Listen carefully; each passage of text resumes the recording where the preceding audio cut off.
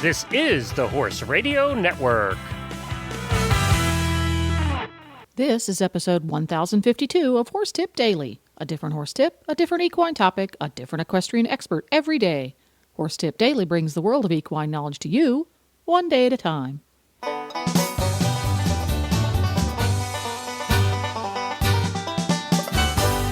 Greetings, horse people. Coach Jen here, and thanks for tuning in to Horse Tip Daily. Today's tip is an excerpt from the Dressage radio show.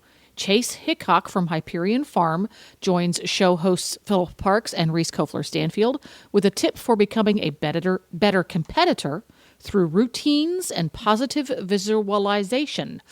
Say that 3 times fast. And we'll get right to our tip after this important message from equestriancollections.com. Hi, Glenn, back with you, and I have Debbie from Equestrian Collections with the Equestrian Collections product of the week, and it's perfect for the wonderful weather we're having here in the United States. Yeah, I just heard on the radio this morning that we're going to get some of the coldest weather of the whole winter this week. So, in order to be ready for the rest of the winter and to be ready for the next winter, I'm featuring this week the Mountain Horse Ladies Rimrock High Rider Winter Boot. Now, these have been around a while. I think probably your customers your listeners have know about these boots, but I just bought a pair last week. They're on closeout, so they're on an absolutely wonderful sale pricing. And the thing that's so great about these boots that is so different is there's no zipper involved, and they have very generous calf sizing. So you can wear your heavier winter breeches. You can also, if you have a bigger calf, this is the winter boot for you. It doesn't have a zipper. It has a hook and loop enclosure on the back. It opens up very wide, and guess what? It's completely lined. It's lined with this faux fleece fur stuff that is super warm. The foot is waterproof. The lining goes all the way down into the foot. It's super comfortable. It has support so you can actually walk in it. It's the faux fur keeps you, it's just toasty, and it fits just about everybody, and it comes in a wide calf as well as a regular. So this winter boot will fit you. It will fit all of you. There's a size for everybody. Now they are closeout, so you need to go ahead and get them as soon as possible. We have a lot of the wides in stock here and can ship out the same day. That's the Mountain Horse Ladies Rimrock High Rider Winter Boot. There's just so many unique features to this boot that if you go on our website, www.equestriancollections.com, search Rimrock High Rider, and then read the description. They're so wonderful. Not only did I love mine, but I bought some for my sisters.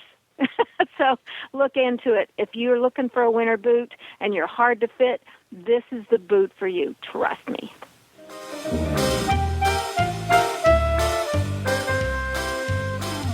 So, Chase, we asked you today to help us with our total saddle fit tip of the week and give us a competition tip. So let's move right into our tip. All right. Well, so I kind of have 2, but they go together. The biggest thing for me, I did a lot of showing as a young rider and sort of feel like I've matured, hopefully, a little bit since then. And what I have found to be the most helpful for me is to be very systematic in everything.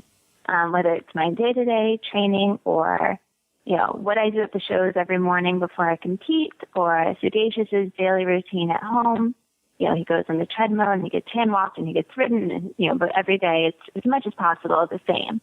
And that for me is just really, it gives me a lot of confidence, makes me feel very comfortable, especially when we go to the shows and, we warm up the same way we do at home, and he follows his same routine as much as possible. And I think that just works to really keep everybody calm and relaxed. But part of that system is a lot of visualization. I've worked with a lot of sports psychologists over the years, and that was one of the big things that kind of resonated with me.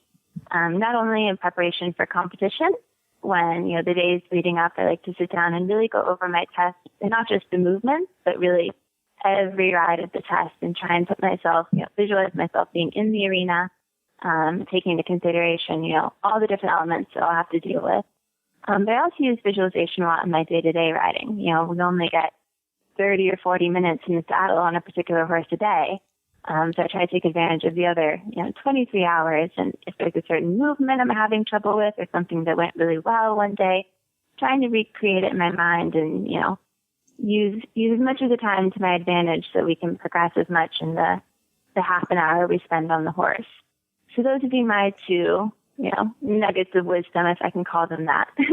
Yeah, I think those are great. I mean, like you said, every day you want to use some sort of visualization or some positive feedback. Myself, when I'm riding, I always am inspired to think of a horse, if it's a particular movement I'm working on, think of a horse, an international horse that I've seen, or just a really good horse that's good at that movement. And then I really go for it and try and make the horse that I'm riding more like that in the ways that I'm really thinking. If I'm thinking that the horse needs more volume or more energy or something like that, I try and think of a horse that I've seen, and I try and recreate that on the horse that I'm on. What about you, Reese? Are you using this positive visualization on your horses? Yeah, I think it's great. I think I also, had some opportunities to work with a sports psychologist, and that was a really big thing. And I think it's great. And I use it now all the time. Or I even train my students. Like, let's say they're having a training opportunity in a certain movement. And, I have them visualize riding that movement well.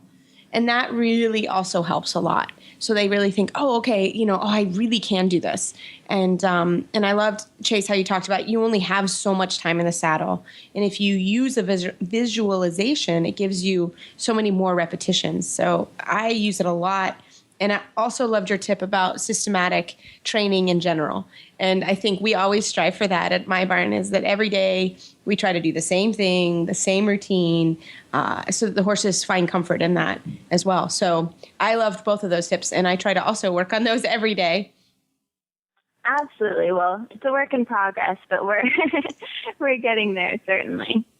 Absolutely. Well, Chase, we wish you all the best luck this year, and tell our listeners how they can find you online if they have any questions. Absolutely. Well, probably easiest is, Facebook, Chase Hickok. I'm easy to find. There's not many Chases out there.